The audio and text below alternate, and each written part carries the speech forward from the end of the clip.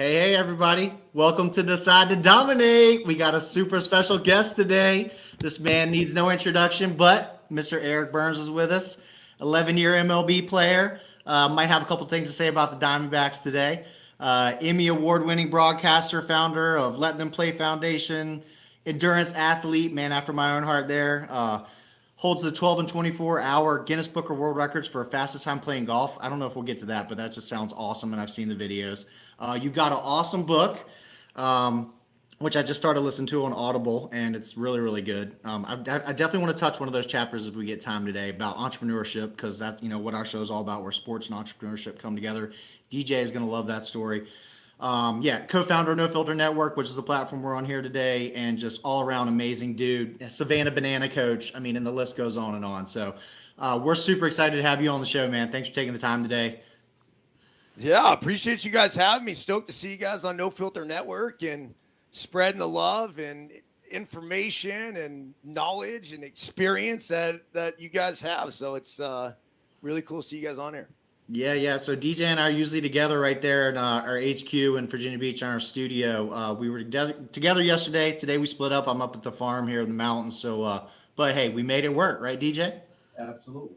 Now, one of the things you left out, Mike, in the introduction is actually both of you guys I would consider as triple Bs. You're a baseball brainiacs. Okay.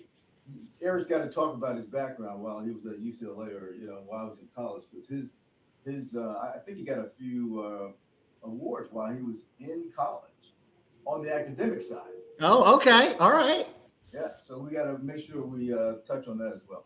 Well, I know in the book you mentioned that you took a test and you were like 98, 99 percentile as far as brain space goes. So that's no shocker. Yeah. But guys, you have to remember that was after they tried to send me to a school for kids that had learning disabilities and didn't know how to learn. So that was the introduction to ADHD in my life that obviously now it's just, it's so common. And I don't know if it's, I don't want to say an excuse or a crutch or overdiagnosed, but when I was a kid, I was probably the perfect case of somebody who had ADHD that had a really difficult time functioning in an overstructured environment.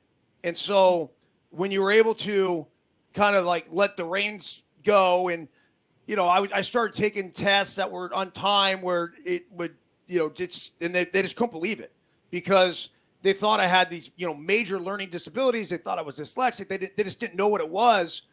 And I went through all these tests, including like an IQ test. And, and I don't know what the numbers, was supposed to be, at the time when I took it, but like they were flabbergasted. And I remember them telling my mom and my dad both kind of laughed and they're like, well, we know what he's capable of. And then as I got older, I just figured out a way to hone it in. And it wasn't through, Adderall or Ritalin or anything else. I don't even know if they had that back then. They actually prescribed me coffee. So as a stimulant, right, in order to bring it down. And maybe that's still the reason why I drink so much coffee today. It's not this, it's going to take me through the roof. It actually allows me to focus. And so then I just figured out how to play the game, how to study efficiently and effectively within the confines of what I was dealing with in high school. And then obviously at UCLA and college as well. Yeah, I mean, I know I'd never been really diagnosed, but I'm pretty darn sure I would be considered that as well. And I know our staff at our companies would probably say the same thing. I mean, as a sports figure, obviously you had that as an outlet for energy, and I know you're like high energy. As a business person, like how do you focus with so many things going on? I mean, I'd be curious to that because, I think this day and age, like everybody's got two jobs and you got the kids and you got sports and you got so much going on. So like as still an athlete, because you are, and as a business person, like how do you focus? I think first and foremost, you have to prioritize. And, for me, it is what's the most important thing in my life. And that's my faith and that's my family. And so that always is going to be number one. From there, the second most important thing in my life would be my business. And that being No Filter Network, that being the Daily Hustle podcast, that being the Deuces Wild podcast, and, figuring out how to build that out, figuring out how to grow. And then beyond that would be the coaching. And I coach this Let Them Play national travel baseball team that I'm really into. And I would say coming to a very close third place would be pickleball and my endurance adventures. And so that's, those are things that I love to do. They always, I think, will take priority too, because, right at the top with faith and family comes health. And if you're not taking care of yourself, then you can't take care of your family. And so I think it's one of those things that often gets overlooked, where everyone's like, well, I'm running around, I'm doing this, and I have to be here for this and that and that. And then you're putting your health on the back burner, where it's like, look, dude, you got to take care of yourself first. And so if it is that hour that you carve out in the morning, say, as I do each and every morning, to get out and go on a run, just at least to start the day, then I'll find other pockets to figure out where I'm going to get the rest of my miles. I typically try to get about 20 in a day, but that is, that's a pretty big priority. And then when you can fit in the other stuff, great. But I think everything in life is trying to figure out, all right, where's my priorities? What are my must sort of do's? And then sometimes, like say, for example, yesterday I hang you guys out to dry. Well, in the midst of that, the priority became, I had to get my kid over to the other side of the hill. He was, I promised this guy that I grew up hitting with, who was my mentor. We were meeting him over there at 11 o'clock, meaning I had to leave here at 10 o'clock, meaning we had the show scheduled for 10. And I'm like, damn, man, I'm like, holy shit. And I the only thing I could do at that point, right, when you overbook, is apologize. Hey, let's reschedule. Let's get it done. Because I think most people with families know and understand that scenarios like that come up. But, have grace with yourself, because you can't be everywhere at one time. And you can't be doing multiple things, all the time. Sometimes you just have to try to focus and just be where you are, be where your feet are, I think is the most important thing with that. Eric, when you were talking about health or self-care, I grew up at a time when mental health was not a focus.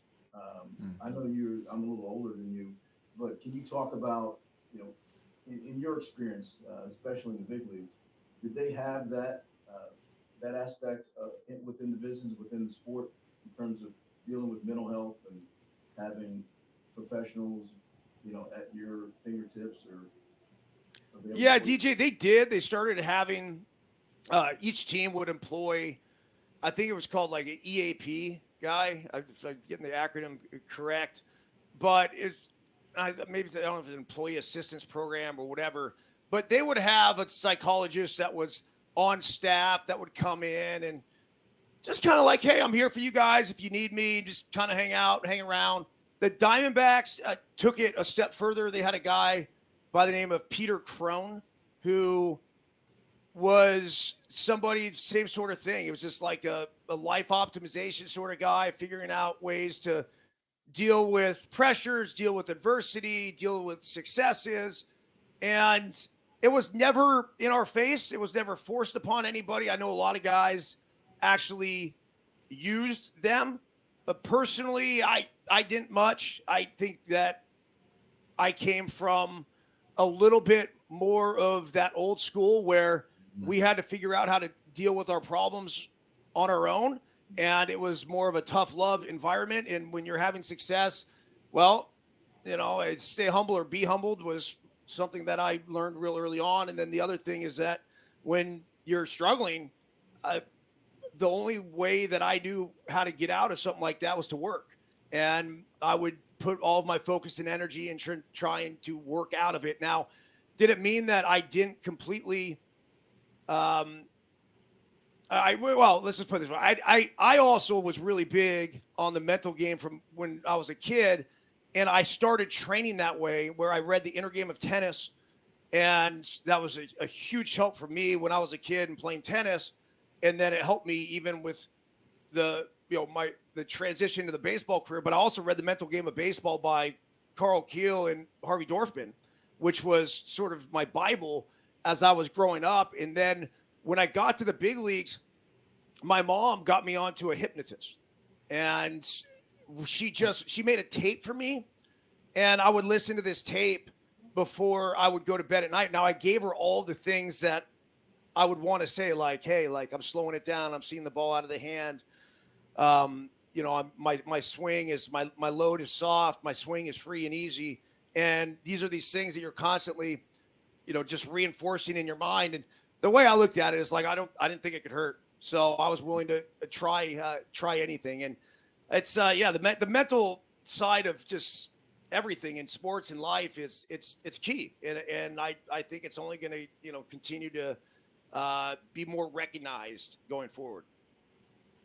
Yeah, no, I mean, the difference between football and baseball, from my aspect, was amazing in terms of the mental part of the game in baseball. I mean, it was, especially as I began to go against some of the major league pitchers, the mental aspect, it was draining and because I was still trying to transition from minors to majors.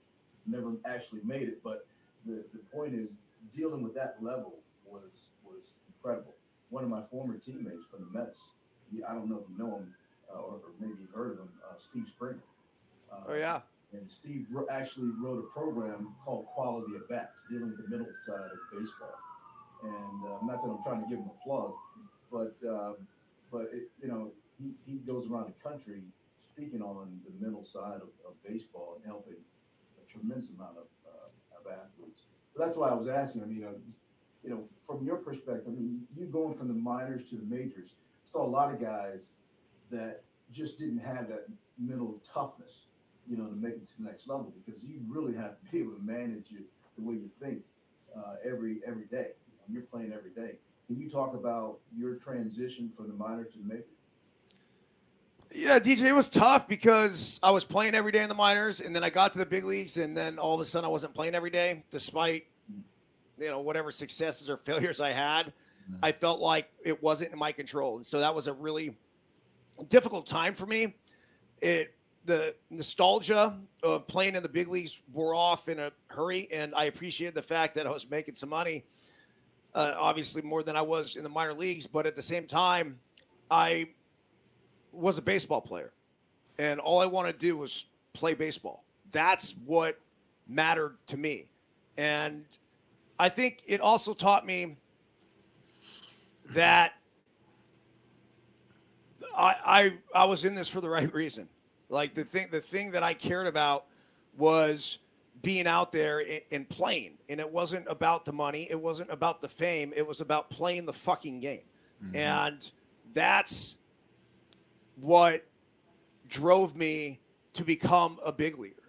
And so when I got to the big leagues and I wasn't playing, it hurt. It literally was ripping my soul apart. And then I'd get sent back down to the minor leagues because I was this 26 guy. And at first there's sort of this bitterness that I would hold. And then I would get in the groove of just playing baseball again. And it always brought me out of it. But that was ultimately, too, guys, why I walked away, because in 2005, I got traded from the A's to the Rockies. And then I got traded from the Rockies to the Orioles. I was with the Rockies for 2 weeks. They loved me so much that they traded me to the O's. And now I was with the O's for the last 2 months of the season. And then they loved me so much that I got released or non-tendered. And so I'm sitting there in 06 and trying to figure out what I'm going to do with my life. And I did some radio with ESPN back in Bristol. And my first job offer was actually from them, from ESPN. And it was like, hey, if you want to do this full time, we'll bring you in. And I thought long and hard about it. And if I didn't have the offers to go play baseball, I probably would have taken it. But one of the offers was from the Arizona Diamondbacks to go in and be a stopgap center fielder before Chris Young was ready. And so I went there in Arizona, and I ended up hitting 26 bombs, stole 25 bags, and had a real big resurgence with my career. The next year, I hit 20, stole 50, ended up signing a 3-year deal with Arizona. Well, that next year, I twinged a hamstring. Tried to come back too early, end up tearing it off the bone. And then that was basically almost a year injury. When I came back and I was finally healthy, I got hit in the hand. It shattered my hand. So I played 8 screws. And it was just like this. It was one thing after the next. And then I finally signed with Seattle after I got released by Arizona. And you have to understand, like, look, this is one of those things where it's a put up or shut up league, right? Like, you have to, I don't blame them or Arizona for moving on or anything. Well, I was finally healthy. I was 30, probably like 34 at the time, but I felt like I could play no problem until I was 40 plus, just because I had so much faith in my ability to keep myself in shape. And I was sitting on the bench for that first month of the season. Now, I didn't play well. I went like 3 for 30, but I had a great spring training. So I knew I could still play. And I was really confident in my ability. But the grind of showing up at the ballpark every single day and putting that work in and then not getting that reward, the reward was getting to go on the field and getting to play. And so not being able to do that, like, it was tough. Like, I fell in love with the game because I played the game and I loved playing the game, but I wasn't in love with the big league culture. I wasn't in love with sitting on the bench. I wasn't there for those reasons. And so, you know, when you take that away, it was a really easy decision for me to move on with my life. And, you know, I ended up, when I got released, I had 2 other job offers to keep playing. And the third one was actually from ESPN to go do some college baseball games. And this time I went that route, and I haven't looked back one bit. And, you know, real grateful for my time playing this great game. But it was one of those things where just, you know, you have to move on. Like, life's about changes, and it's about embracing the changes. So, you know, as I know the answer has been totally freaking scattered, but that transition, once I got to the big leagues and once I started playing, that was, I think I was so excited to play that, you know, I didn't, and when I finally got to play, I wasn't going to let that go. I basically, when I first got my chance to play more than, I think, 2 or 3 consecutive games, I held them hostage with a 22-game hitting streak. They couldn't fucking take me out of there. Nice. DJ, hold on real quick. This seems like a good time to insert. So you down minors and majors and things like that. Talk about your hitting group when you were with the Padres. Eric, coolest hitting group of all time. I don't know. It might be hard to beat. Talk about the 4, including you. Yeah. So all the things that I did and accomplished and was a part of in athletics, this is probably the most, I guess, fan-based aspect of, from my perspective at least. So my hitting crew was, it was a group of 4. Fred McGriff was my direct partner. Crime dog. Gary Sheffield and Tony Gwynn. I mean, come on. You can't get any better than that, right? Can't. No. Yeah. I mean, you got the crime dog. You got Chef, who just, I'm fascinated with swing. How he did what he did. I mean, and then you back that up with the greatest, arguably the greatest hitter of all time, the greatest hitter of our generation, wouldn't just pure hitter. I think Barry Bonds is the best based on, you know, all the power and everything, but there was nobody like Wynn. I talk to Will Clark all the time about this, guys, and Will's just like, he was the best. Like, when they looked at who was the best hitter back in the day, it was Tony Gwynn, and it wasn't even fucking close. Well, the first time that I was in spring training with those guys, well, really the only time, Tony Gwynn kept going to the locker room after the end of the inning, and I was trying to figure out why. And I finally looked at someone and I said, "Hey, Does he have a problem? Does he need to go to the bathroom? He's going to the back. He goes, no, he's going to look at his film. Yep. And I said, what do you mean film? You mean his last at bat? Yeah. So he was that focused on being the absolute best that he could be by examining every single at bat.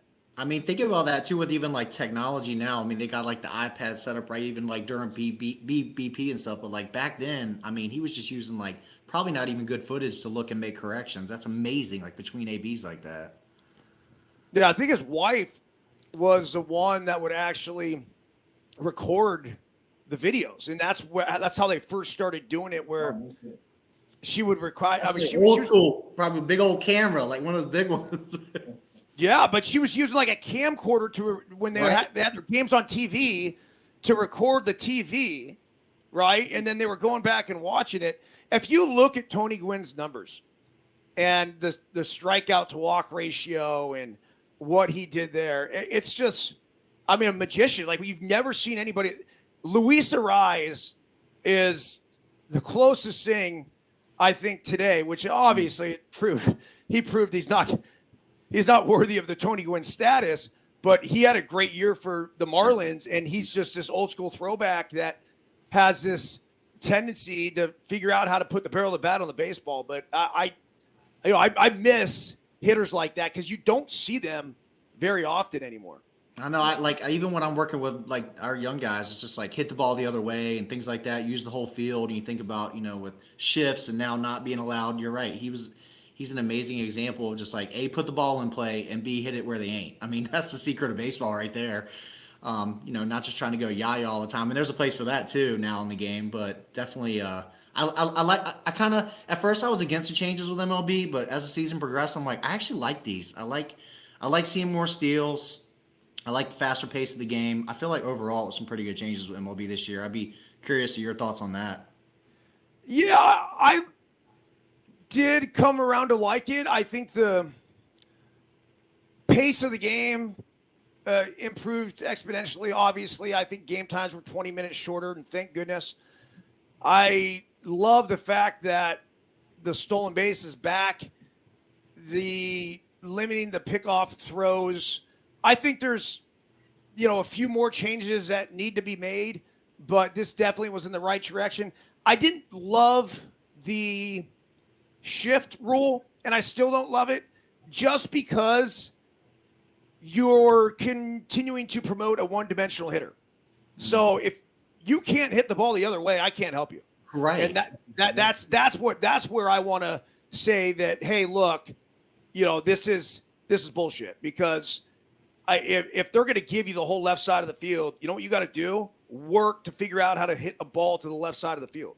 Yeah, or you're a major leaguer and you can't lay one down past the pitcher? Come on, man. Like, I don't care how slow you are. Exactly. So, overall, though, I think Commissioner Manfred and MLB's gotten this right. And one of the things that's been glaring in this World Series, imagine if you guys have paid attention at all, you've noticed it, is the umpiring has been horrific. And it's now on full display for all of us to see. And I don't think it's fair for the home plate umpire that he's the only guy that has withheld the information of whether or not it's a ball or strike. Everyone else, 8 million people at home watching, and those numbers are down, by the way, but 8 million people at home are watching, and they know if it's a ball or strike based on where the ball is within that box. Right. Yet the one guy that needs the information to make the correct call doesn't have that information. I think it's bullshit. And I just think that we have to give the umpires that information. If I'm the umpires, enough's enough with the scrutiny. I like either two things. Either get the box off the TV or give me the information. Right. And I don't look, we still need umpires. They're not going anywhere. These jobs are not going to be taken from them. I've been championing the automated strike zone for years now. I mean, I think it's 2016 was a year I did this experiment with the Sports Vision company where we implemented the automated strike zone into a minor league game in San Rafael. And here we are X amount of years later, and they now have it in the minor leagues, at least some kind of challenge system they were playing with. why?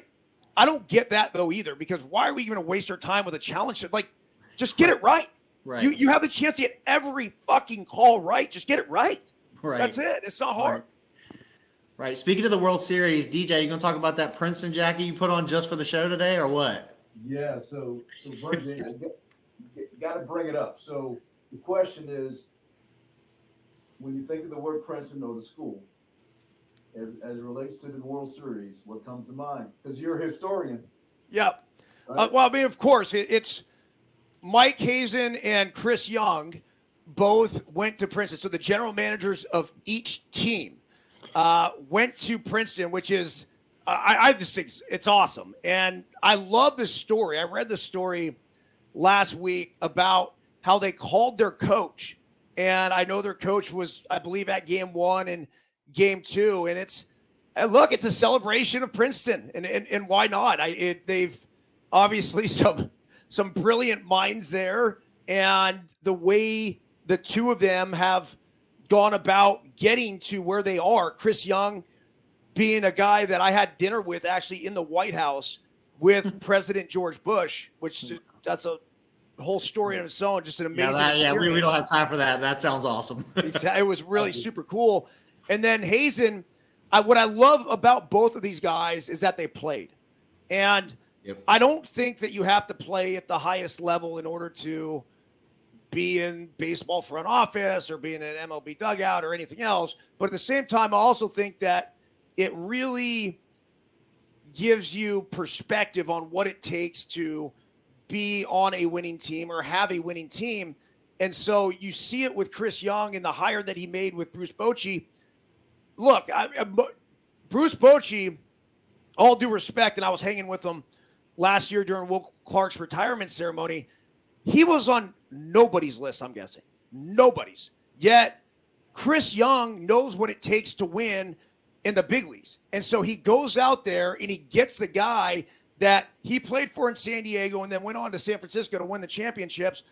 I think that right there was, the beginning of Texas and the run and everything else. Sure, they spent money on DeGrom and, they went out and they got Scherzer, but neither one of them have really done anything for the Rangers. But what they did do by getting those guys is they created this crazy pitching depth.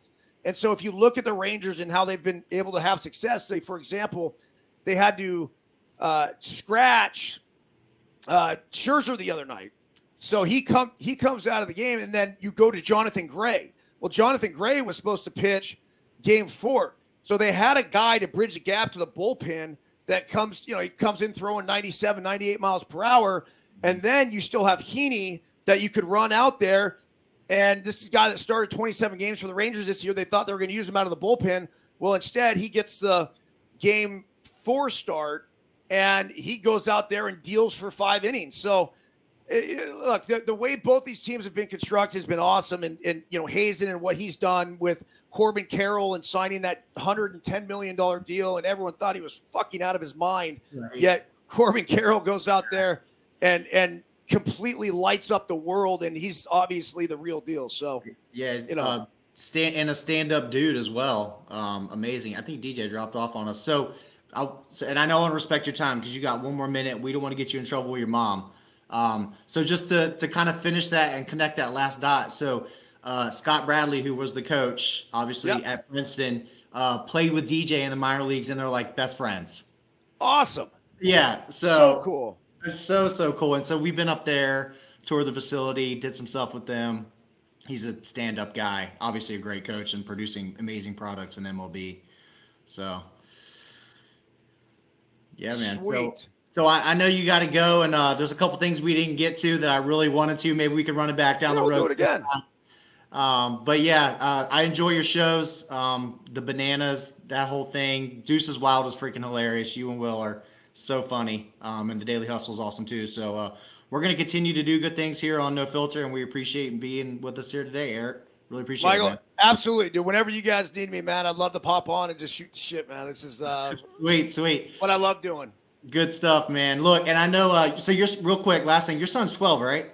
12, correct. Yeah, so my son's 12 too. And I know like we're connected on Insta or whatever, but he's like, Dad, we got to get together with him and like take some BP or something. I was like, all right, I could maybe make that happen down the road. I love it. Where are you guys at? Well, we're in Virginia Beach, but I mean, Okay. you know, we travel. Have bats, we'll travel.